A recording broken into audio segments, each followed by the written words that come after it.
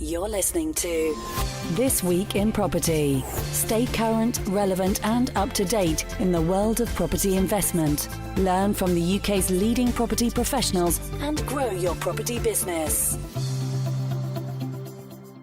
Hello and welcome to This Week in Property. I'm your host Richard Swan, and in today's show I have just sat down with two fantastic gentlemen, Mr. Barry Walker and Mr. Stuart Wylie, and they are from Walker Wylie Estate Agency. Now, it was a tremendous chat, and we did it for a very special reason, and I'm actually letting you behind the curtains a little bit on some of the stuff we do here at PMW. The reason I was interviewing Barry and Stuart was to put together another new section in our property vault. Our property vault is put together for it's the resources, the materials, the support behind the scenes that you general public doesn't see for all of the people who go through our Property Protege training.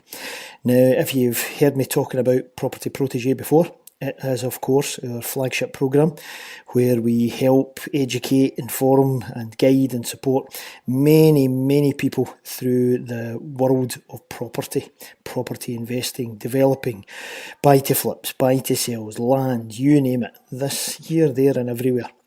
And it's a tremendous programme, something we're very proud of, and we've helped many people get involved with property and transform their lives, change their jobs, change their wealth, their fortunes, their family setup, you name it. It's a fantastic thing.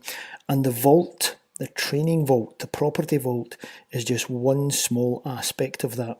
Because once they've been on our training course, which is the Protege Intensive, and for 4 days they are put through the mill and they have everything thrown at them. Once they've done that, we then support these people.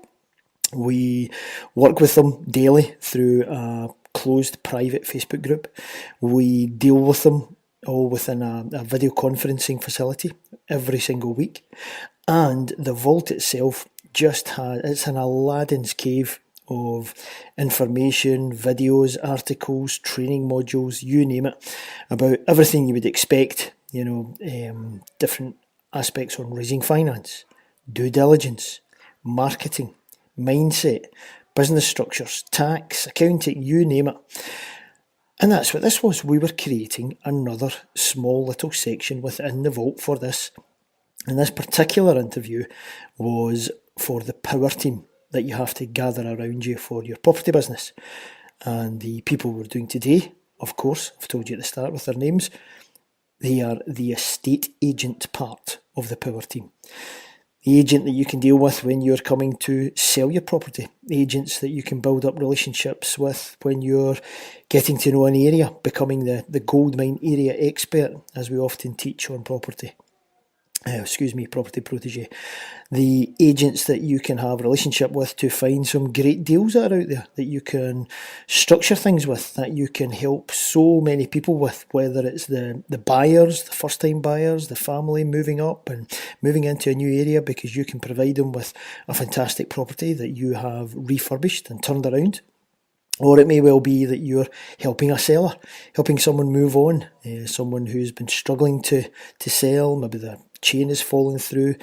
So many different ways that the estate agent in your power team can help you help so many other people as you go along in your business.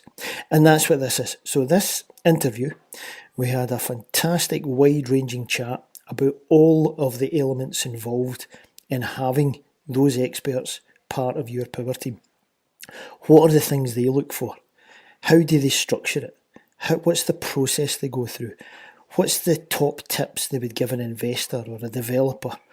How is it best to work with them when it comes to gearing up for the sale, getting the marketing right, the photographs right, the interior of the property, the exterior? Do you dress or not dress the property?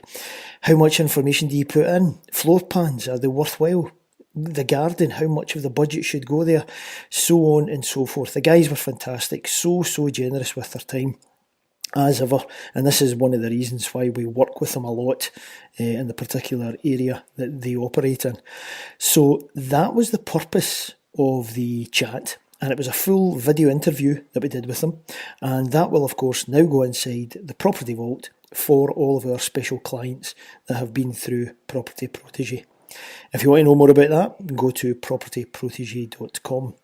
But what we then also decided was, you gave so much away there, gents. What we'll actually do is we'll pull out parts of that. We'll extract just some of that data, some of that audio, and we'll share it in a podcast as well, because there's so many listeners from This Week in Property that would really benefit from hearing from your expertise. So that's what they've done. So if you hear me mentioning things, that sounds like Richard's talking to a camera, or that sounds like Richard's talking to someone else who's not involved in the interview. Well, yes, I am. I'm speaking to all the people who have been through propertyprotege.com and are now watching that interview in the Property Vault. But for yourselves, for listening to this show, sit back, relax, and without further ado, Mr. Barry Walker and Mr. Stuart Wylie. Hello and welcome inside this particular section of the Property Vault. Now, as you know, we've got other sections round about this, above and below, talking about all the things you want to dig deep on so that you can take your learning further.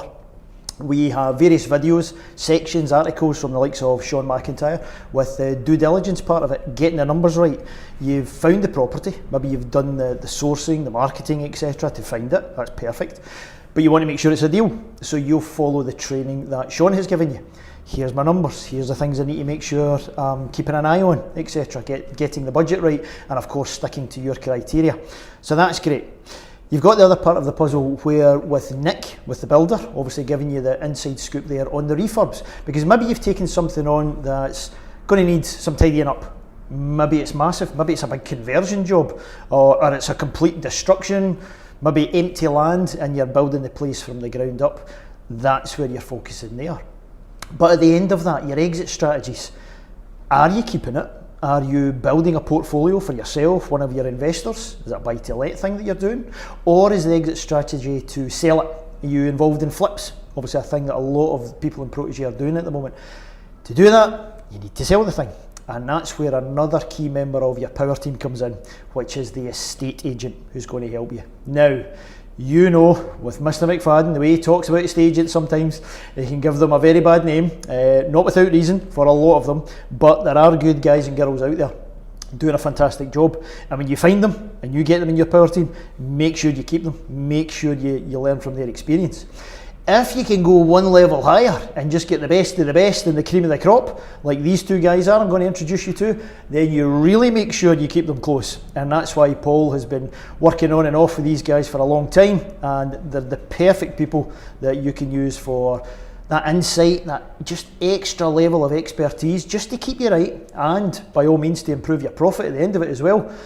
And they are from Walker Wylie here in lovely Glasgow, although not too lovely today. We've got Stuart Wylie and Barry Walker. Hello chaps. Hi, how are you?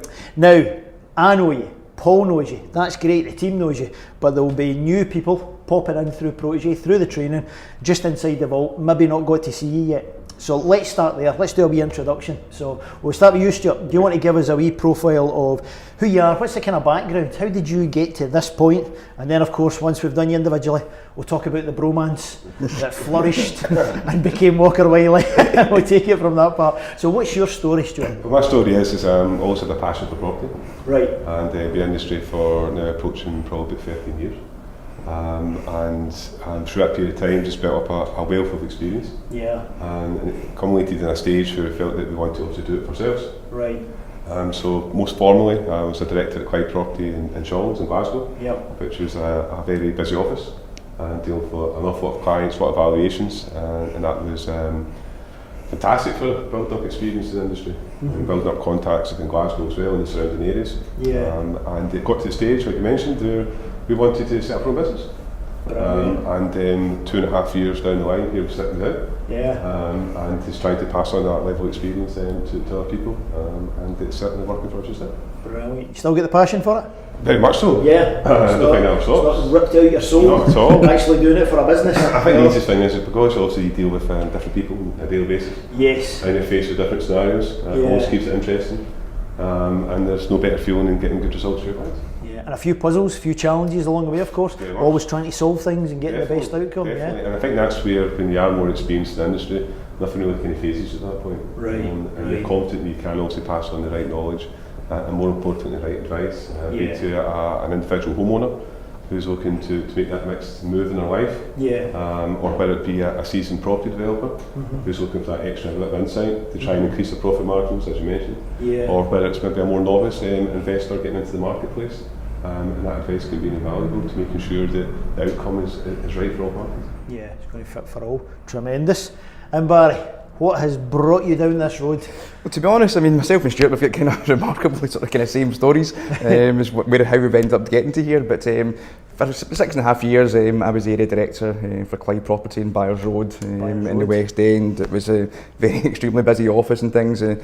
Gave us a good grounding in things and all things property, and even really since I bought my first property when I was in my early 20s, just got the passion. And like you were saying to Stuart there, we still got the passion. I mean, it is one thing. I mean, people have got lots of other jobs that they might lose the passion after a short period of time. But with property is just so exciting. It's a massive thing, being able to sort of help from first time buyers getting their first property and seeing how happy you can make them and things when you've helped them get that along the process, to people sort of downsizing once kids have moved out and things and everything. So being able to help people with property, it's a massive thing. I mean, people want their hand held a wee bit, and it's a minefield out there. It's a scary thing for people, can't it? Yeah, definitely. Yeah. So I mean, at Clyde's, we had a great grounding and things, as I said there. We really enjoyed our time.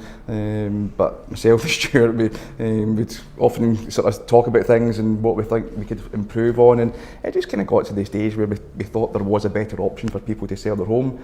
Out there was an awful lot of the online agents. You were getting your other purple bricks and people and stuff for everything coming into the marketplace, and we just thought there had to be a sort of variation of the way people were doing things. With your online estate agents, or very much the majority of them anyway, it was kind of pay up front, and yes, it was a kind of fraction of what you were paying in the high street, and I could see the fascination and things with that to an extent, but I just didn't feel that paying for something up front, and listen, lots of agents maybe will still have a motivation to get the property sold once they've got the money paid up front, but I definitely don't think they can have the same level of motivation. I mean, with myself and Stuart, I mean, it's the kind of same, there's a sort of high street model and things. I mean, you pay your marketing fee and things up front, but we don't get paid until we actually physically sell your property. So once we take it to the end, get people what they're looking for, i.e. the property sold, that's when we get paid. So I think it's a better model that we've come up with and things.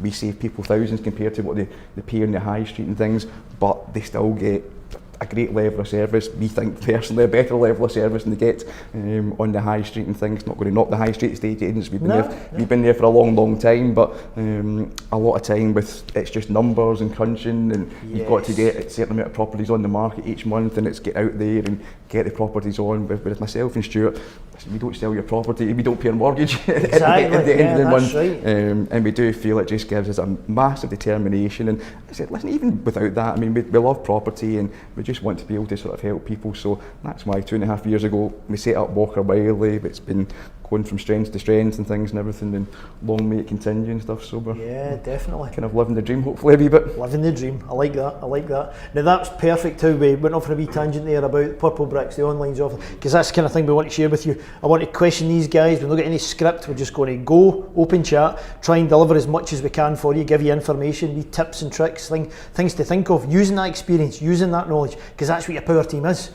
They're better than you with the experience. That's why you lean into them. So Paul always talks about the conductor.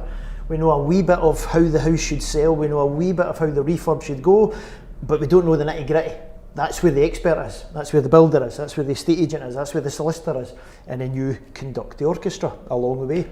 And that's a brilliant point about the motivation behind that, because we've seen a lot of that actually when the guys and girls are in the Facebook group and they're talking about challenges they're facing, how's this particular project going, they'll talk about that where, I set things up with the estate agent, it was on, I had a couple of viewings, and then it's all dead, and he never phones back, and I don't get any communication, and I'm chasing, and I can't find it in Rightmove anymore, and it seems to have went down, and now it's not in his window, and this, that and the other.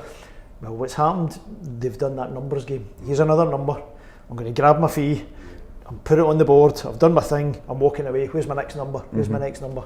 I've not got a relationship. Very much so. I mean, we dealt with someone before who, I mean, we used to work with and things, and they went on to one of these sort of online agents and things, and I mean, it was incredible. I mean, the voicemail was like 1.5 minutes long. I mean, it's like, honestly, it was pretty much phone anybody but phone me. Wow. If you've got a problem with your photographs, phone this number. If you've got a problem with the marketing, phone this number. If you've got a problem with conveyancing, phone this number, because ultimately, as soon as they sign the contract in the person's house, they go back to probably their kitchen table or whatever and stuff and everything, back to their spare bedroom in their house or whatever, wherever they're working from. They fax off the contract and they get paid. Yes. Then and there. Yes. And that's it. So if they went from, usually if they're working in a good high street estate agency or whatever, they're getting paid reasonably good money, and then if we went to one of these sort of online agents and things and everything, they're getting paid a kind of fraction of what they were getting paid, but they can make good money, but obviously it is a numbers game. So if they're only getting paid a couple of £100 or something per time a property comes on, and that's it. I mean, they don't really, maybe it's not fair to say they don't care, that's maybe not right, but if the property sells for £10,000 over the home report value, you don't get any more money if the property sells for £10,000 below the home report value. Makes no difference to them. If the property doesn't sell, again, it makes no difference to them. They've still got paid their money. So, and I said that was really one of the biggest factors for us to decide to sort of do what we wanted to do, and the way we've set up kind of hybrid estate agencies, we kind of call it, and things and everything. You kind of get the best of both worlds. We've got a lovely office. It's in a converted townhouse and things. People can come in, they can sit and do whatever they do in an ordinary high street office. We just don't have a shop window front really as such, and whatever and things.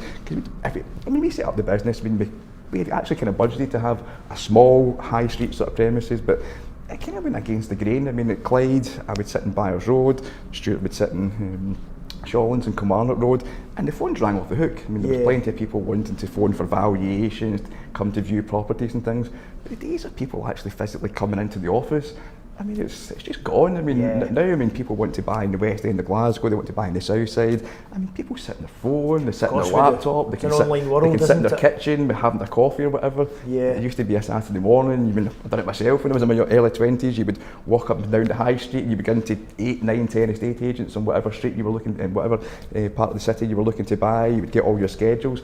Everything's now online, and people can do all that. So people still want, as I said earlier on, they're handheld a wee bit. It's a big process, buying and selling properties. So that's where we still come in with the sort of personal side of things. And when somebody decides to sell their property with Walker Wylie, we take them from very, very start of evaluation or even a bit of advice right through until the property's concluded and the person who's bought the property has got the keys. So it's a kind of full encompassing sort of service we provide. Yeah, tremendous. Real value. You know, that's what you're giving value. And that's why we get paid. That's why we get business. That's why we get profits. If we can help people, the more people we help, something we always talk about. And Stuart, when it comes to investors, I'll put myself in these guys and girls' heads, the property investor. So thankfully, these people have been taught properly how to analyse the market, analyse what they're doing, become that local expert as much as they possibly can, but hook into the more even localised experts to do that. Do you still get the amateurs? Do you still get the phone calls of someone in saying, right, I'm an investor, give me all your 25% BMV deals? Does that still happen? I think it's probably been the kind of rise in kind of property sourcing that's resulted in that. And I probably suggest that there's no kind of shortcut to get to the property review. So you've not got a secret cabinet that you open files just for 3 or 4 people? No, is this a myth? Well, I think the key thing is the most important thing. I'm quite sure the viewers will understand this. Is you need to develop relationships. Yes, thank you. And that's the key thing. A proper relationship. And we're fortunate enough, whereby we've been in this for a long period of time, that we have a lot of constituents clients, developers that we work with on a regular basis. And that's people who we've worked with in our previous employment, and they've came with us on their journey for a new business. And it's based on trying to, like, say, give good value. So if you start a relationship in the first point, where you get good advice, and you'd be able to maybe try and guide somebody through the process that's maybe not quite as experienced as others, then we always feel that's like trying to get good value. And ultimately then if the property does come to the point of going to the open marketplace, to feel overwhelmed to give it back to you. And that's how you start relationships. Yeah. And that's how it becomes more successful. And there is that element, then we do have a good property that comes across our house that they think has got a good margin on it, and it's suitable if somebody's willing to make the investment and hopefully follow our advice. Then by having those relationships, then it gives you an opportunity to be able to say, okay, well, I can go to X, Y, and Z and offer these properties. If they're in a position where they've not any other properties on at this moment, they have the facility and they're looking for a property, then that's where it all starts. Yeah. It's very much a trust thing. I mean, there's developers and there's people that we will get, like you're saying, like phone up constantly, whatever we want in these deals and things and everything. And listen, lots of them are nice guys and girls, but you know it would be such a struggle to get it over the line. I think Paul and stuff and everything has talked about it before and stuff and everything. I mean, once you've done your due diligence and things, that's when you put your offers and things in or whatever. Don't maybe be putting in offers willy-nilly or whatever and stuff and everything, and then decide once you've got an offer accepted 2 minutes later, well, do you know what? No, it's not for me or whatever, and change. I mean, you have got to have. Right, got to, there you go, that's first golden rule we've got today. Got to conclude. Once you get the situation and we've got an offer on the table, then like Barry mentioned, it's a golden rule, you must conclude. Brilliant. And I think the most successful developers out there who do get to the top of that list, because we know a number of people in Glasgow that if you offer them a property, they'll give you a price no matter what the property is. Really? And they'll always conclude on it. And I think that's the key thing. I like that. And that makes it a lot easier, doesn't it? Yeah. Some people are very upfront and honest. I mean, they'll bash the numbers into a calculator and say, Barry, Stuart, listen, that's what works for me. Yeah. And if that works for your client, listen, fantastic, I'll give you that offer. Sometimes it does work, sometimes it doesn't. Yeah. But you know that, listen, that's the figure that works for them. And this is why. And if your client accepts that figure, you know that they'll take that to the end. Yes. And the deal will get done. So it's a massive thing. They're going to stick by their word. I love it. Now, buying them in the first place then, so the one thing I want to touch upon, because I always see the faces when we're sitting around my Protege room and we see loads of folk up from England, Northern Ireland, etc., and we keep, and the home report, and they're like, what are they talking about, a home report? Of course, we've got this great thing, I don't know, get your opinions on it, see what you think, but it certainly takes a lot of the work out for us, a lot of the work out for these investors. Have you seen it as a bonus, a benefit? I think it has been. I think when the home ports came, I think, if memory serves me right, I think it was December 2008.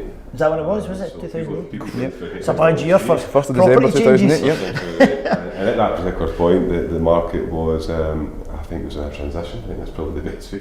Transition. That was nicely done. I mean, it really helped stabilise it. Yeah. Because it took that element of end value out of the equation.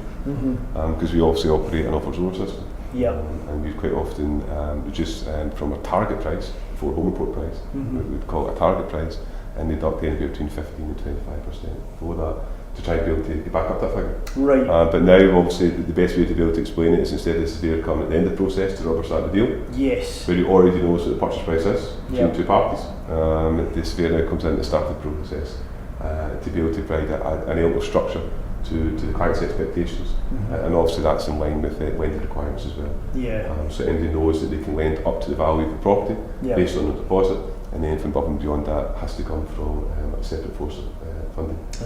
So I think it has been, it's got its weak points. Yeah. It's not a perfect system. Sure. But certainly I think it has made a difference when it current to the marketplace. I don't think surveyors like it too much. This day of going to property once and then reselling that survey, 25 times is gone. But no, I think it's been good for the marketplace. Okay. And Barry, with the home report, we've got to factor that in. Yep. We're coming to the sales again, so if we're doing our numbers, make sure we factor it in. Roughly in Glasgow, what are you talking these days? 300-400, something like that? I mean, it changes obviously. For the price of the home report, sorry? Yeah, I mean, it goes on the sort of level, the value of the property. From 0 to 100,000, you're generally about 350 plus VAT, 100,000 to 300,000, £400 plus VAT, and then it generally goes up £100 per £100,000 of property and things on that. So some people, I think, the way the home report was brought in, it was kind of looked at that most people who are selling a property will also be buying a property as well. That's not always going to be the case, so it just necessitates the need for just one survey as opposed to sort of multiple surveys. I remember when I bought my first property, I mean, I think I got 3, 4, 5 surveys done in different houses and things and lost out on them all. Exactly. So I mean now, and what was happening at that time as well, I mean lots of first time buyers, for talking sake and things, would sometimes just get a mortgage valuation done on a property, and that's not very in depth. I mean it's almost to an extent somebody popping their head in the door and going, right, okay, well, the property's worth X amount of money. Whereas with the home report, it's a lot more in-depth, so you were finding lots of first-time buyers and people and stuff that they maybe paid out for a few surveys already, and then they found a property they were really keen on. They were just going with a mortgage valuation to keep the cost down, because they'd paid for sort of bigger surveys and things. You used to have a scheme 1, scheme 2 survey. So lots of people were just going with the mortgage valuation, and then after 2-3 months they were finding the property was riddled with dampness and all sorts of other things, whereas if they'd had a home report carried out on it, it would have sort of flagged up and things. So like Stuart said, the home report's maybe not a perfect system, but I think personally it's been very good. I mean, anyone who's interested in the property, there is a lot of information and things in the home report. People can get a good flavour of what the property's like, the condition and things and everything. Sometimes doesn't cover totally everything, but I mean, in most cases it does cover most of the sort of pertinent points and things and everything that people are looking at when they're looking to buy a property, and the property questionnaire section from the homeowner, all the questions that people want to know from the homeowner. That's it. So let's keep these guys in mind, actually, the overseas investors, because whether we've got people down south, people in Northern Ireland, even people over in places like Dubai and stuff, and they're investing back, maybe not completely au fait with the Scottish market. So let's play dumb almost. We're very, very used to the home report, so there's different sections to it, isn't there? There's different sections. I mean, there's a property questionnaire section, which I said is filled in by the homeowner. So I mean, these documents and things, I mean, if people do want to go and see them, I'm sure you guys provide them, but I mean, you can go into the Scottish Government website, and you can go into our website, download a home report for a property. The good thing with the home report is, since it came into play on the 1st of December 2008, what's involved in the home report hasn't changed, so it's the same sort of documents and things, and obviously only the content is what the surveyor finds in the property. But as I said, the property questionnaire, which is filled in by the homeowner, it's all the type of questions that people want to know when they're buying a property. How long have you owned the property? What's the council tax band? Is there a property factor that looks after the building and things? Have you made any structural alterations? What type of windows, heating, just all the things I said that people want to know when they're buying a property. The way the world is at the moment, energy efficiency, there's an energy performance certificate in the property, so it gives the property an energy rating, gives people an idea of what utility bills might be a property of that size, and gives people an idea of how they can increase the energy efficiency. The main part is the single survey part of it. That takes into consideration pretty much the building as a whole, internally, externally, if there's communal areas, all these things. Everything's graded either 1, 2 or 3. 1 means things are fine. 2, something we need repair maybe in the future, it's advised to get estimates. Category 3 means something is taken care of pretty much straight away. So your home report, you don't really want to see any category 3s in the home reports. And then there's also a mortgage valuation put in with this as well, so when people are looking to buy the property, there's a valuation on the property, like Stuart hinted at earlier on. Whatever the valuation is of the property, that's what people can do their mortgage based on. Anything over that, they've got to pay out of their own pocket or from some other sort of source of fundings. But that's the sort of main build up and of the it home lasts report. for a certain amount of time, really, doesn't it, as far as lenders and stuff are concerned? What's your thoughts Technically, there? I mean, with the Scottish Government sort of criteria on it, a home report doesn't really have a shelf life unless you take it off the property for a certain period of time. The home report is still valid for, I mean, if you have a property on the market for a year, but not many areas you should have a property on the market for a year. Certainly not if you're selling with Walker Wylie. Definitely not. Walker Wylie. But I mean, technically, for talking sake, I mean, if your property is continuously on the market and not removed for a year, your home report is still valid. But now, with the vast majority of mortgage lenders, pretty much everyone to be honest, if the home report is more than 3 months old, just with mortgage lending criteria being so tight, they'll want to make sure, I mean, just for an easy figure, say a property's been valued at £100,000, they'll want to see, well, that's more than 3 months down the line since that valuation, we want to make sure it's still worth £100,000, and for our own the weather like purposes. today, or something's not blown the roof off or something, or a gable wall's not falling down. So it really kind of means that a replacement report's got to be done, and that's the original surveyor going back out to the property, putting their head in through the door, checking everything again, and just making sure everything hasn't sort of changed, or nothing's changed really since the original report, and the property's still worth that same amount of money, and there's nothing detrimental to the valuation. But unfortunately, that costs a wee bit more money. It's not the sort of full cost of a home report. Generally almost 150 to sort of £200 or so, in that kind of sort of ballpark for a replacement home report. So unfortunately, that's sometimes something else that's got to be done. But again, it is good to give people this sort of peace of mind and things and everything, that the property is even though it's just 3 months ago or whatever, it's still in the kind of same condition, and there's not anything untoward. You've not bought a lemon. Exactly. Yes. See, another great reason for investing in Scotland. You see, all you folks from down south, come up here. That's how our sellers are giving you this golden document with all the information in it. And of course, Barry was touching upon the 1, 2, 3 ratings there.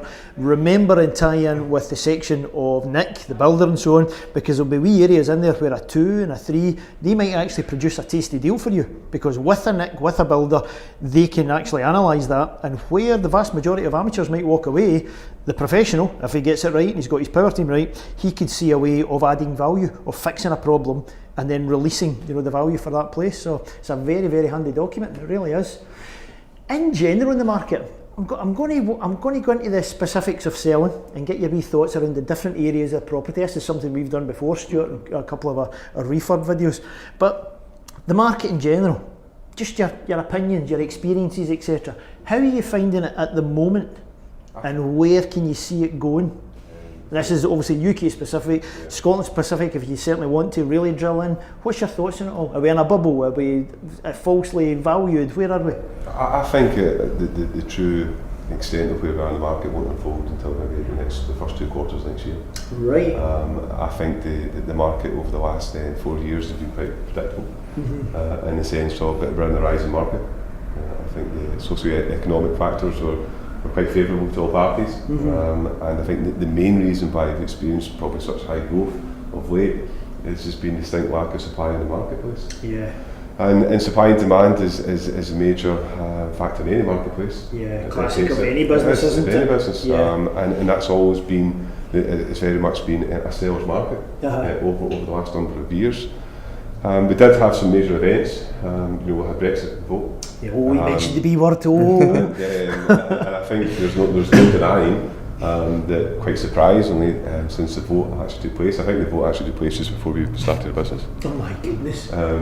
Irrespective of your political allegiances, I went to bed quite confident I was going to wake up. Have you been holding up Brexit? Is this Walker Wylie? Well, it's been quite strange. I went to bed expecting to wake up in the southern part of Europe. I was a bit surprised I woke up and wasn't. I could just give them a well-paid job to start a new business, and this might not be too good. But in all fairness, it's not had one little effect during that period of time. No. And I think that's quite surprising. And now I think we're maybe at a period of time, but potentially it could exert a bit more influence over the marketplace. Right. I'd like to say, I don't think our own government at this moment in time has a clue what's going on. No, exactly. So what chances did the average guy in the street have any chance? But I think it will obviously prepare in the first 2 quarters next year. So but generally speaking, the supply and demand is still the same. Yeah, it's always been the UK problem, if that maintains, it may help to be able to support the marketplace. Yep. But I think we'll have to maybe come back to this in 6 months. Right. Exactly maybe comes to play. Okay. But at this moment in time, this precise moment, the seasonal aspects of the market are maybe shown true. Right. Because you always get a slowdown in the run to Christmas. Sure. And we haven't been this for so many years that quite often that slowdown can come right into December. Yep. And some years you start feeling it slowing down at the halfway through October. But this year, we've been quite positive in the last 2 quarters of the year. It's been good for us. I was saying to Richard before we came on earlier on, I mean, I think you've got one hopefully going through today, maybe in the south side of whatever viewing you had last night. Hopefully agree a deal on that today. I've got one in the West End that hopefully we'll get a deal done today on that and things as well. So there's still plenty of things happening. Yes, that's quieting down a wee bit. I mean, you generally find sort of like bigger properties, 3-4 bedroom, maybe sort of family homes and things and everything. People with kids and stuff and everything this time of year have generally got a lot of other things on their mind or whatever. But a lot of time, first time buyers in sort of small 1-2 bedroom flats, people think it's actually a good time to get out there and look at property, because people do have their sort of minds on other things or whatever. So it's sometimes a good thing, but it's sometimes it can be very area specific and things and everything. But a lot of the areas we deal in, the West End, Stuart, the south side and things and everything, I think things are still going well, but I mean, maybe not as quite as busy as they generally are in springtime or maybe sort of early summer and things, but we're still doing all right. Yeah, one thing we have seen a lot of, and a lot of the Protege people have been talking about it, is throughout the year, a kind of climb of it is more and more closing dates. More and more activity. Is that, Barry, is that the supply and demand thing again? Definitely. I mean, closing dates, we're getting to the stage, for a while there, everything was just going to a closing date, and kind of still is like that to an extent, but I mean, we're selling so many properties at the moment where people are just coming in with an offer, I'm not going to a closing date, this is my offer, take it or leave it. You can look, how much? Oh, right, okay. Really? People maybe lose out in 2, 3, 4 properties at closing dates and things and everything. People start getting maybe a wee bit desperate. I mean, again, like we were talking about before we came on earlier on, I mean, some of the things that we've sold in the last 12, even 18 months, I mean, if you were to bring these things back to market again, I mean, you would be hopefully getting back the money that they paid for the property, but I certainly don't think they'd be making much on the property. I mean, closing dates, I mean, you can see whatever number of people, there's closing dates where you've got 5 people, there's closing dates where you've got 25 people, just depends on the property, but however many people, say you've got 10 people offering a closing date or whatever for an easy number, generally speaking we'll find that you have maybe 7 or 8 people who will be very, very kind of close to sort of similar sort of offers and things, and then you'll just have 1 or 2 people who, I'm going to say, just blow everyone else out the water and just think, nope, this is my property. I mean, sometimes if it's a forever home for people or whatever and stuff and everything, they're just willing to sort of go with it and stuff and everything and pay a wee bit more, but sometimes there's a big emotional connection there, which of course an investor shouldn't have. No, but you're fighting against this sometimes. That's it. I mean, definitely. I mean, with people sometimes they'll just go into a property, they'll fall in love with a property. I mean, that's how sometimes when we're giving advice and things and everything, it's about making sure the property looks the best it possibly can and things, and doing this, it's such a good job when you're doing the work in the property. But I mean, people go in and they buy with emotions sometimes things, and sometimes it's not the best thing to do. You've got to sort of tail it back. But I mean, closing dates and things just is supply and demand. I mean, we've got so many people who, I mean, a lot of time we do viewings and things and everything, and I just seemed to be for a while that every viewing I was going to, everyone was just seeing the same people. Oh, goodness, not you again and stuff and everything. Is that right? People were seeing each other at the same viewings, the same couples, same young guys, girls, or whoever it was, at viewings and things and everything. And can you tell quite quickly when you start a property online for someone, oh, actually, this is big, there's a lot of interest here, I'm going to suggest a closing date because I want to channel all of this energy? Is that something you pick on quite quickly? Definitely. I mean, you generally know within the sort of first 7 to 10 days where the property's kind of going, and if it's going to sort of go towards a closing date. A closing date is really kind of sort of the fairest way to give everyone a fair crack at it. I mean, everyone gets an opportunity. I mean, for some reason in Glasgow, whatever, it seems to be Friday at 12 o'clock, but you can have a closing you can have a closing date anytime you want. But must be some special lunch somewhere. Traditionally, it seems to be Friday at 12 o'clock. You have a closing date and everyone gets an opportunity. They put one offer in and kind of that's it. So sometimes it is the fairest way, and you know property is going to get driven to a closing date pretty quickly, and you do want to do it usually fairly early on in the process when people have just been to the property within the last few days or whatever, and they've still got that feeling of falling in love with the property. Tap and things. into that emotion. Yeah, definitely. And as I said, but I mean, there's so many properties again that we've sold this year, which have been sold to one person. I mean, there's been umpteen viewers. We've had 1 or 2. I mean, I think I had the worst one was one I sold over in Newlands. I think we had 47 people or something booked in. 47. And the gentleman's wife kind of knew the wife of the person we were selling through, contacted each other through Facebook, and they kind of got a sneak preview of the property and put an offer in, which was just tens of thousands of pounds over the home report value. It all worked for them, so they decided to accept the offer, and then I had to phone 47 people and tell them they couldn't even come and see the property, so it wasn't ideal or whatever. But sometimes it's down to the client to decide what they want to do. I mean, we were kind of, you've got 47 people that potentially will put an offer in, but the deal that they had got, I mean, was just an incredible offer over the home report value. It worked for them.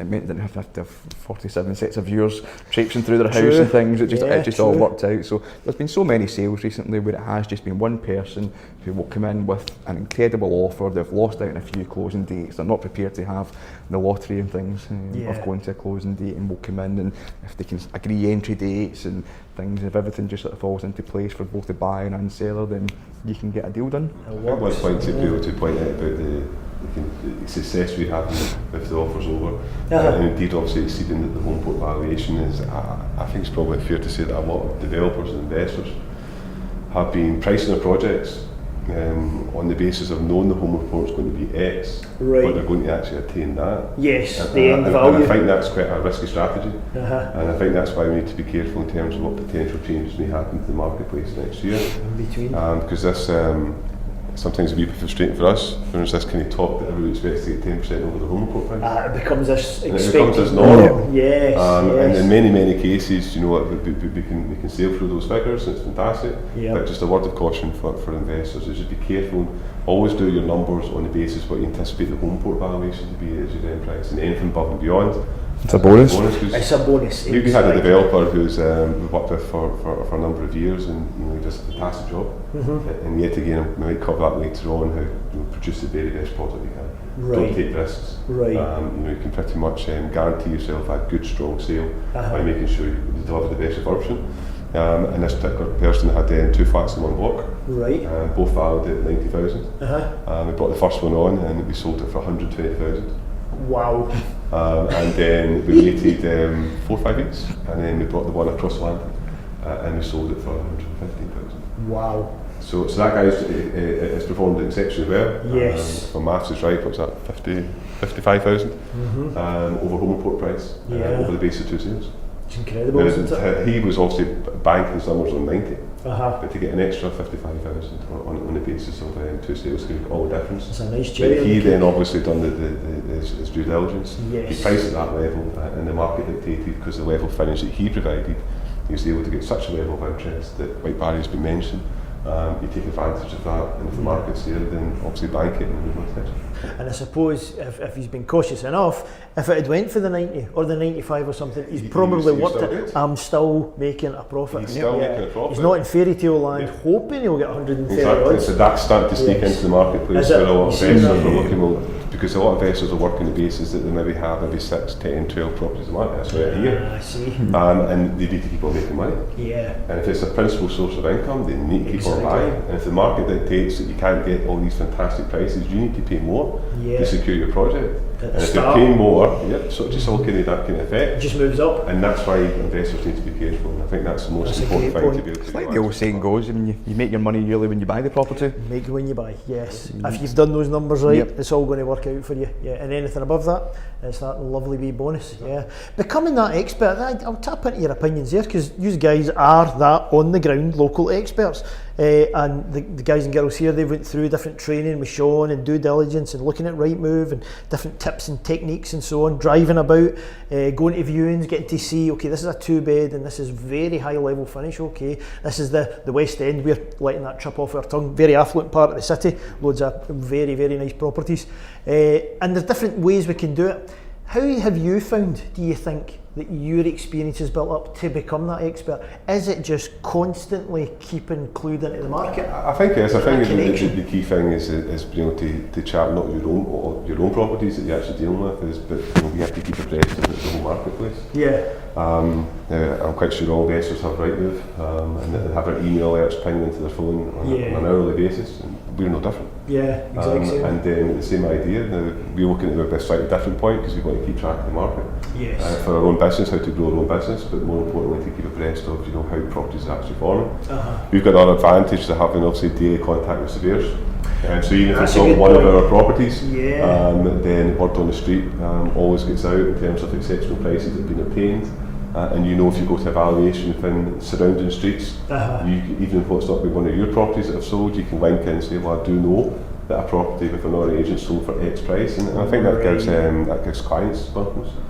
If you not only know your own stock, but you should know the other stock out there in the general market. That's if you a want to brilliant have point. if you want to have 2 impressions, Yeah, totally. And again, that phrase that Sean always tells you, gold mine area expert, that's what these guys are. They're in a particular gold mine area, and they're the experts in that, and that's why you hook into them. And then their network, as Stuart was saying, these surveyors, these contacts, other estate agents elsewhere, that's what you can then have, because it's your big circle, because you've got one contact with these guys. It's a tremendous part of the power team, it really is. So Barry, it's coming time to sell. Yes. We've got the place, we've done our numbers right, we've worked with our builder, we've done the refurb, it's nice finish, we haven't went overboard, probably actually tying into what you're saying there earlier, Stuart, about the calming yourself down, is overestimating how much it's going to cost you and underestimating how much you're going to sell it for, keep you kind of nicely conservative almost. But for getting the best value, if we're selling, we're doing the flips, we're doing the buy to sells, where are the top 3 areas that you would suggest to focus on on the property itself? I mean, it's like kitchens and bathrooms, people. I mean, kitchens are always a big thing. Certainly what we're finding quite a lot in the West End and things at the moment, but obviously Southside and other places and things as well. Like, you know, in Glasgow we have a lot of tenement flats. Yes. A lot of properties that developers and people will do will be tenement flats. I mean, it's still incredible tenement flats you go into and you see them divided up all sort of different ways and things. Yeah. I've been doing this for a long time, but there's still the odd occasion you walk in and you think, right, okay, this is new. What's happened here? I mean, it used to always kind of be one of the things that we used to always find anyway. My first flats was a 1 bedroom tenement flat which had been converted into a 2-bed. At the time, I was more happy to have a second bedroom than have a smaller kitchen. So the recesses had been knocked together to create an internal kitchen. So a lot of time it just depends on the layout of the property. But where we're seeing developers and people, certainly when I was in Clyde in the West End, was a lot of people getting great success. If the layout lends itself to doing it, that is having an internal bathroom as opposed to an internal kitchen. I mean, some of the layouts for tenement flats will really lend themselves to having a kitchen a wee bit narrow or whatever and stuff, and everything, sometimes with the bathrooms being or whatever, if the width and things will allow it, but sometimes you can be a wee bit of imaginative, and if you can do that, sometimes that's fantastic. People will want a window in their kitchen if they can. Bathroom, don't spend as much time in the bathroom, so even with the recesses and things, I mean, you can still create a really nice internal bathroom. So certainly ones that we've been sort of advising and things on recently, if the layout certainly lends itself, like I said, to sort of doing it, have the internal bathroom over the internal kitchen. So certainly with tenement flats as well, original features, I mean, and stuff and everything as well. There's times with tenement flats, we'll go into tenement flat and yeah, you don't want to go overboard, you want to sort of keep your costs low or whatever and things, but there's times you go into a tenement flat and you just kind of like, oh, right, okay, everything's been kind of taken out or whatever, or the original features maybe haven't been great and they haven't been sort of reinstalled. I mean, Stuart in particular has sold some properties, and the guy's got a fascination and it's just fantastic. I mean, he'll go to sort of sawmills and things and everything. He'll get the sort of big high skirting boards put into the property and reinstated, big chunky architraves and things and everything, but it looks great. It works. And like things like nice cornice and stuff and everything, people sometimes don't sort of look into these things. So certainly sometimes the small features can be sometimes the biggest features, but if it's a nice traditional property, yes, you want to sort of blend with nice fancy colours or whatever sometimes you go in and just everything's grey these days or whatever, or everything's just white or whatever. You don't want to be wild on your colours and things, but big thing as well at the moment is property staging. Right, yes, I want your opinion. So do you dress, do you not dress, you know, this kind of thing? It's difficult. I mean, listen, there's people out there who charge a lot of money for doing this, but I mean, we've had some fantastic success. There's a couple of people out there just now, we see them on LinkedIn, Facebook, we deal with them a wee bit from time to time, but I mean, they kind of like have a furniture pack almost, and every time you see one of their properties on Rightmove or whatever, you just know who the person is that's selling it. They just move and it looks awesome. It works. I mean, it looks great. Whereas sometimes when you spend a lot of money developing a property and it's all looking nice and new, sometimes people can walk in, and it still amazes me to this day when people can walk into a big master bedroom. Could I get a double bed here? Could I get a wardrobe? You're like, what? You could have a king size bed here, you could have drawers here. Sometimes people find it difficult to visualise and things. So if you can get on board with one of these sort of property stagers and these sort of designers and things, it can certainly work wonders. And as I said, sometimes again, not going overboard, but yeah, we've seen some great success and things. If people can just visualise themselves in, and lots of properties we've heard of these sold as well, people actually buy the furniture in the property. Of course, that's right. They just walk in, I want it as this. This is my home. Exactly. So things like that can work out really well. But I think as well, I've taken a lot of time taking advice, and I think Stuart had one just recently that he sold, and a couple I think abroad, can't remember exactly where, but they've had a property converted, and it just doesn't work. No. It just doesn't work, and they've spent a lot of money and time. Because they burnt on site. They took the trust on a builder. It's just been a latchkey builder. This is probably links into a kind of conversation I had to think as well about another particular property. But they had a property, they were overseas. They Morris instructed an architect and a builder, and I think the builder just took the easy option instead of knocking down the wall. They had to go through planning, and it just compromised the whole property. And I think that's what Barry's mentioned in terms of like kitchens and bathrooms is important. But what we try to advise people is it's great having a new kitchen, but make sure you put it into a new room. So in a sense of don't just slap a new kitchen in and your walls are a terrible mess and your ceilings are a terrible mess. Gotcha. Just do it right the first time. Right. Because I think that's where the ultimate rewards are in today's marketplace. Really? We're talking about exceeding over home import price because the market's there. It presents itself because of the lack of supply. If you can bring something on that's best in category or best on street and you spend that extra £4,000-5,000, see the difference that can make to the back end, it can make a huge difference. Right. I mean, the two that Stuart talked about earlier on with the 55,000, whatever, over the valuation for the two, I mean, that guy who does those properties, Just all the time. to be honest, sometimes a wee bit over the top, but I mean, it does him as if he's going to live in them, Gotcha. his own properties, and if you went in there kind of half-hearted, then you get nowhere near the sort of price that we have achieved. Does he stage at all? Just out of interest. Does he dress? He does, he does. Interesting. Okay. So it is definitely something for thinking about. I mean, I've costed up with before for a few developers and people and things, and they just bulk at it straight away and I'm not paying that. I mean, if your margins are sort of tight and things and everything, then yeah, I can understand. But if there is a wee bit of money left over at the back end, and like you said before, about building power teams and stuff and everything, if you can get to a stage where you're giving sort of people this sort of business and a sort of a lot of time and things and everything, they're getting good return from it as well, then it can be worthwhile for everyone. And if you spend a wee bit to sort of get some more, then it's all been worthwhile. So so how you use your budget, because if you have an extra budget, say £20,000 for refurbishment, and this is what we try to explain to people, you're better actually seeking that advice from people like ourselves in the first instance. We had a property at Metnica, just up in the West End that we were talking about earlier. And I thought it was a good investment, and Nick was obviously went round and done a quotation for the client who's buying it, and we ran through exactly what we felt we need to do. And Nick did actually mention how much more useful that was. Brilliant. Because he knows himself, but see to hear it from people on street level who know what buyers are looking for in that particular area, and giving advice, and Nick even mentioned a couple of things that he hadn't even thought about. Brilliant. And that's about exchanging ideas. Exactly. And it just makes such a difference. Yes. And then hopefully, I think that property is due to go through. Is it? Next couple of days. Brilliant. And if it does indeed, then they've got a head start on exactly what needs to be done with it. Yes. And that's what it's about for young investors out there, is try and build relationships, seek the advice of people who know better, and learn from that advice. Because if you can just spend your budget and allocate it in the right manner, we always mention us and get a cheap kitchen if you wish, but make sure you spend the money on your worktop, and your sink.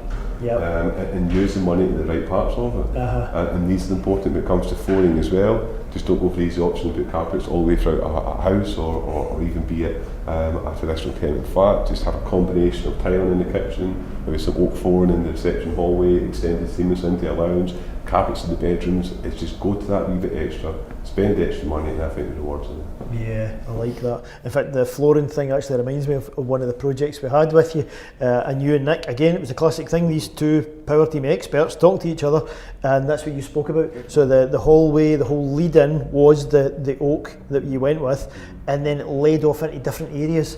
That's carpeted, this is nicer, right, okay. And then you could see it, once you described it to us, you could walk through it as a buyer. And you, this is how this works. Photographs are much better as well. Exactly, which you then put as your... This is something that myself and Barry are version obsessive. It's quality of market. David Bailey. It's quality of market material. If a client, be it a homeowner or would be an investor, goes to the point where they're producing a very good product and they want to put it on the open marketplace, then quality market is absolutely right. Is that a good way to check if we've got the right agent as well? Because say we're not lucky enough to work with you, Barry, say we're away down in Leicester or something, and there's a particular area we're having to deal with. Is that one of the ways? Should I look at an agent the way that he presents properties? I think so. Yeah. I mean, with the day and age we're in, like I was saying earlier on, people now don't go into sort of estate agency shops and think everything's online. Yep. You're just judged so quickly with what people see online, and some of the so-called big boys out there and things and everything. You see some of the camera equipment that they're using, you kind of think, seriously, you probably wouldn't even take that on holiday with you, whatever, you probably better. Polaroid. It's just incredible, but we see people who bedroom shots, for talking sake, have stood basically over the bed and taken a shot at the bed, and you're kind of like, Oh my are you God. selling the bedspread in Selling country the or something? beds. I mean, what's going on here? I mean, bigger rooms and things, you've got to use a wide angle lens and things and everything. I mean, it's all really about the angles and things as well, but I'm convinced, I mean, I know for a fact that there's people who walk in and just take their iPhone or their phone or whatever out their pocket and just snap away and take some photographs and things. And yeah, I mean, I think the level of marketing and things, when people make a decision so quickly online, I mean, they can go into Rightmove, whatever, and things. They want to see nice photographs, nice floor. I mean, even floor plans. I mean, it still amazes me how many people don't put floor plans and things on properties and stuff. So yeah, the marketing. So that's another big important thing as well. You can tell if an agent's putting a lot of time and effort into it. I mean, if it looks sloppy, then I think it's just, I mean, as I said, when everyone's judging you. There's no excuse for it. No. It's not hard to be able to do it. Spend a bit extra time and take more pride in your work. But more importantly, it serves a really strong purpose. Yeah. If we can subtract that extra 10, 12, 15 more viewers, that could be a difference between getting to a okay closing date or a very strong closing date. And like Barry's mentioned, if we are maybe getting 10 offers, what we're tending to find is maybe that one offer is that exceptional one, but it's maybe 10, 15 grand more than anybody else. Gotcha. So it's just a numbers game trying to attract them. Yeah, I like that. Now, spoke a lot about inside, outside. We often miss. It's certainly something investors should consider, that whole curb appeal thing. One of the wee phrases always stuck with me with you is you spoke about the looking over the shoulder thing. Do you want to explain that, about how a viewer would see a property? I think it's a particular property with that, and we're discussing obviously internal and dealt with that, as you mentioned, and we turned attention to the external. Yeah. And we always believe that you mentioned the word curb appeal, and so obviously that's always somebody driving up to a property, about to walk in, and it's a first impression. Yeah. But and they go inside and they have a good experience. Yeah, they go through that journey. And ultimately, though, they're going to have to leave. And there is that sense when somebody leaves, and you always take that one look back, and you want to make sure that first impression and last impression is strong. Yeah. It's not just first impression; it's at the end as well. Yeah. So it's those bookends, it really isn't is, it? very much so. And if you've spent a fortune inside and worked with your builder, but then outside it's a disaster and the things are overgrown and everything else, that's what they're leaving with. That's the last thing. And even the experienced developers that we work with, if, say you're buying a flat and it's in a traditional tenement course, and they'll obviously spend a significant investment in terms of renovating the internal, and they can control that because that's their property. Yes. But the common areas is something that they have to go through the factors to get a quotation in place, and that'll take months and months and months. So a lot of the developers that we know, they'll just take that on the chin. You're right. And they'll spend extra money. Yeah. So residents will come home who share the same course. And they'll walk in one day and the whole place has been painted. Yeah. Who did this? And how much is it going to cost me? And it's not costing anything. But we always say, okay, it could maybe annoy you a little bit that you're spending money for and everybody should be contributing, but it's the best interest to do it. Yeah. So painting your coast doors so it's nice and good first impression. Yeah. If there's any areas in the concourse, you've done it before, as you paint the common course. Right. And yet again, that applies not just to houses but applies to flats as well. Yeah. So think about, okay, why is my painting this myself, but it's worthwhile at the moment. Yeah. More so if you've got a nice house and things as well. I mean, if it is a house and things, I mean, the amount of clients and things we sell properties for, and we'll get a phone call. As soon as it goes on to Rightmove, people will do a drive-by.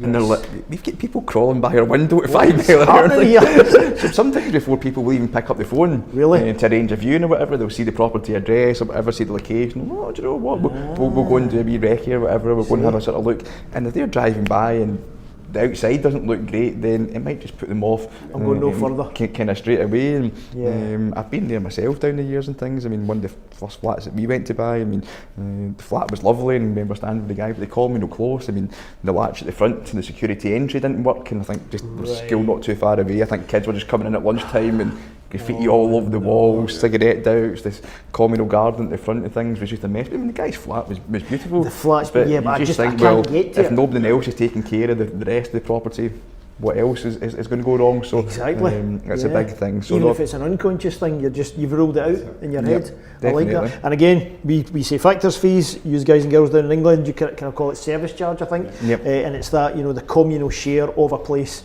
As the guys are saying, we've got a lot of places up here, especially with the cottage flats. We've got a lot of those in Scotland, with the 2 at the bottom, 2 at the top, and this, middle aisleway, middle corridor, and it's keeping those things up to scratch and actually spending your own money. What? Why? That's not my place. But it's your entrance to your property. That's the thing that you're trying to sell with these guys, so that's why it's important. How much do we juggle with landscaping? Where's your thoughts on that when it comes to the garden, the lawn, bushes, etc.? Do you go overboard? Do you go crazy? Is it the area? Do you only do it if it's a family and not a single flat? If it's a family house, then a lot of time, the garden is sometimes a lot of what people are moving for. Yeah. We've got wee ones and things and everything. Our last move was a lot to do with that as well. Wanted garden space and things and everything. So if you've got a nice enough garden, again, don't go overboard. Don't go crazy. Certainly, if you've got a nice garden, make sure it's sort of well looked after and things and everything. Even some sort of nice plants and bushes and things and everything can make a difference. Yeah. But maybe we've got people we work with and things and everything. I've got a friend who's got a landscape gardener company and things and everything, so we would always sort of recommend him. He will come in, and when people are selling the property or whatever, you've got to be careful. Like, listen, okay, if you were going to be living here, that you could do this, you could do that, whatever. But for selling the property, you want to make it look nice. Again, as we said, like the curb appeal and things and everything. And people sometimes that quite often for developers, it's maybe the last thing in their budget. Oh, a lot of times it's not even in the budget. That's it. A lot of times it's just not thought about at all, and that's definitely wrong. And don't go crazy. But if there's a nice garden, if there's a nice outside area, even a lot of time with communal areas, tenement flats and things, a lot of time it's just bin pens and things outside or whatever, but there's lots of tenement flats and things that do have nice communal garden areas and things, but they're just maybe not looked after. But you might be sharing the block with 6-8 other flats or whatever, but if you get a nice garden space outside, if you do get a nice kind of weather in Scotland and things and everything, you can go outside and relax and have a barbecue and a glass of wine, bottle of beer, or whatever. So if there is even communal areas outside, don't maybe need to go over top with them or whatever. But again, the amount of times we go to properties and things and grass is 3 feet high and things, and if you fences have been blown down in the wind or whatever, simple. And they've been blown down since last winter or something or whatever, and they just look terrible. And no, definitely, you should be budgeting a wee bit of money for communal areas, grass, gardens, whatever and things. But certainly family homes, if you're selling a 3, 4, 5 bedroom family home or whatever, if you're doing a bigger project and things, spend a wee bit of money. Again, with the one we were talking about earlier on, Stuart's guy that we've sold a couple of properties for with all the original features and things. I think the last property we sold out the back was just stunning. Is that right? Was lovely, some nice decking, grassed areas and things and everything, and some nice outdoor lighting. Nice outdoor lighting can really change the look of an outside area and things and everything, and it's not that expensive. You're probably going to need an electrician in the house doing work anyway, so you're probably going to have a decent electrician, some nice outdoor lights and things and everything. It's amazing what you can do on a relatively kind of small budget, whatever and things, and it's all these small things that do give you the big price. The back end. People got to think. People know when they come in at times and things and everything, where everything's been really cut back and things and everything. People sometimes, one not long ago, it was quite long ago actually, now the more I think about it, and the guy just didn't plaster any walls. There was like 4 or 5 sort of layers of wallpaper and things to try and cover up all the sort of lumps and bumps in the wall, and you're like, it just looks terrible. You should have skimmed the walls or whatever and things. So sometimes you said you're always looking at that sort of bottom line and not wanting to spend too much, but you can't always be focused on that. If you spend a bit of money and things and do it wisely, it will make a big difference. People realise when they come into a property and things that money's been spent, and sometimes people will know developers. With everything that's online and things and everything these days, people can go in and they can see what people have paid for property and things. I'm not saying that's right or wrong or whatever, but people will still sometimes get a wee bit annoyed, oh, so-and-so bought the property for that price and then they're selling it or whatever. But if they go in and they say, well, listen, the person's obviously making a big uplift on what they've sold the property for, but they've just went in and recarpeted and painted, then they're not going to get the big price. People can see that if that's all they've literally went in and slapped a bit of paint on the wall. But when people have gone in and they know they've spent a bit of money in the kitchen, the bathroom and things, and people won't care too much what the developer. Sometimes people say get annoyed, oh, so and so. Well, that's what developers and people do. They buy property and they add value. That's what the way the world works and things. But if people have done it right, then people will be happy to pay a decent price and things for the property. So like we say, you should do it properly. That's what comes down to snagging lists as well. Snagging list? Yeah, just make sure you do your snagging list. Because like Barry's mentioning, because you've been on a long journey, somebody's like, oh come on, just sell it. The extra 5%, just make sure you finish it, because like Barry was alluding to there, if buyers are walking through and there's just wee things that are just not quite right, it makes them question, well, what about the stuff I can't how many times have you been out of properties? What about the electrics behind it? Has it been really fully rewired? Yeah, exactly. You know, it's about trying to get the complete project, and it makes a big difference. And the amount of times we've been out at properties as well, people have asked us to come out and do the photographs, and I think you had one recently, whatever, and you're out 3 times, and it's like, we're not doing the photographs a day just to get the property on the market. You're 3/4 of the way there, whatever, and it's just, I want the property on, but you get sockets hanging off the wall here, you get this and you get that. Listen, it makes a big difference. Correct. Not that you say you indulge in that. Definitely not. Blue skies, that's all it is. Brilliant stuff. There you go. A ton of tips there at the end, and picking up the whole internal, external. Yes, we know all about being laser focused, going into the place. Oh, I can convert it. Oh, look at the floor plan.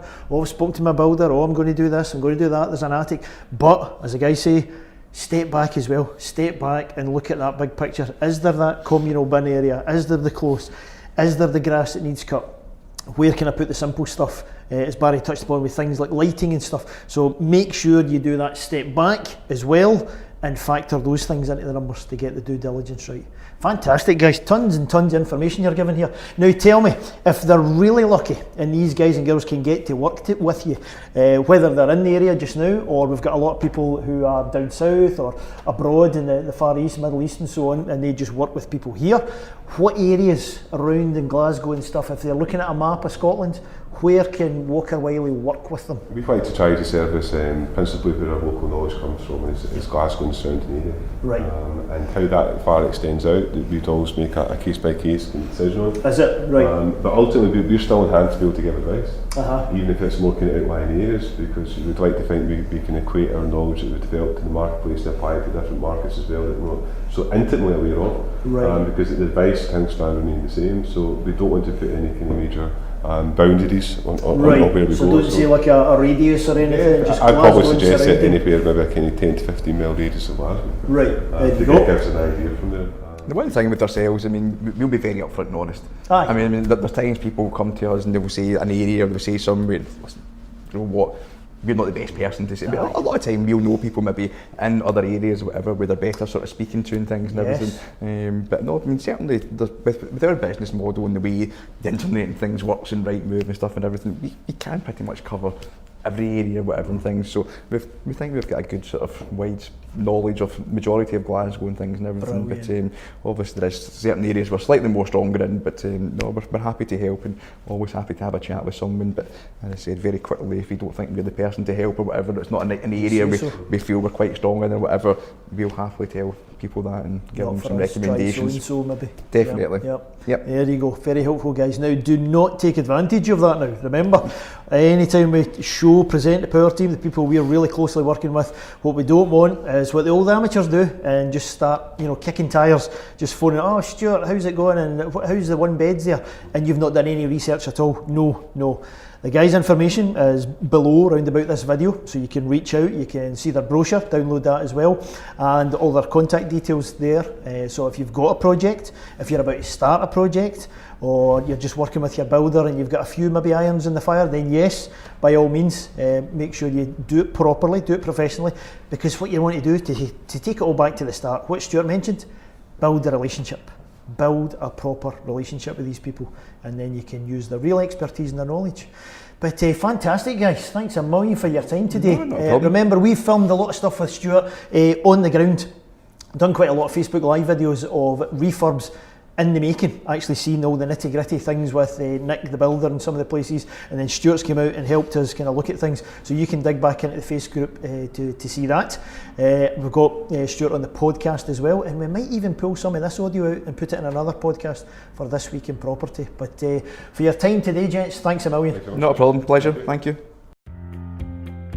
Hi folks, it's Richard here again. I really hope that you enjoyed today's show. Now listen, I've got 2 links to help support you on your property journey. and I want you to write these down when it's safe to do so. You might be driving in your car just now listening to the podcast, and that's fine, but please make sure that you get back to this and write down these links. Okay, are you ready? Got your pen in hand? So the first one, thisweekinproperty.com.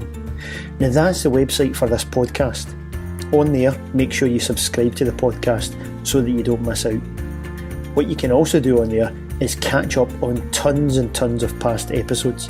There are hours and hours of property related content and some amazing guests with some fantastic insights to help you on your property journey.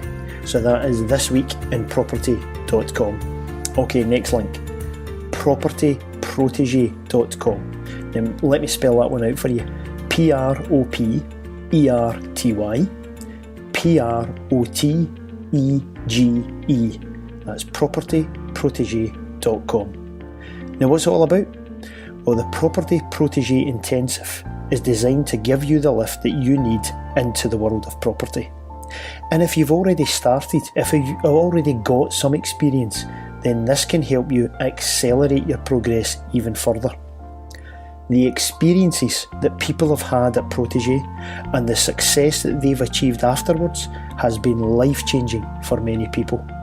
So go there right now if you're serious about property and if you want to build a highly successful property business. That's propertyprotege.com. So there you go. That's 2 links to some fantastic resources that are going to help you. And listen, talking about help, can you help me to help other people? You see, the more that we can share this podcast, then more people can learn from the fantastic guests that I've been so lucky to talk to. How can you help? Well, it's very simple and very quick. Just a short review on iTunes is going to help make that happen. If you go to thisweekinproperty.com/iTunes, that will guide you to the very place that you will be able to help other people. So thank you. Thanks for doing that, and thanks for listening into the show. And I look forward to bringing another great guest to you in the next show.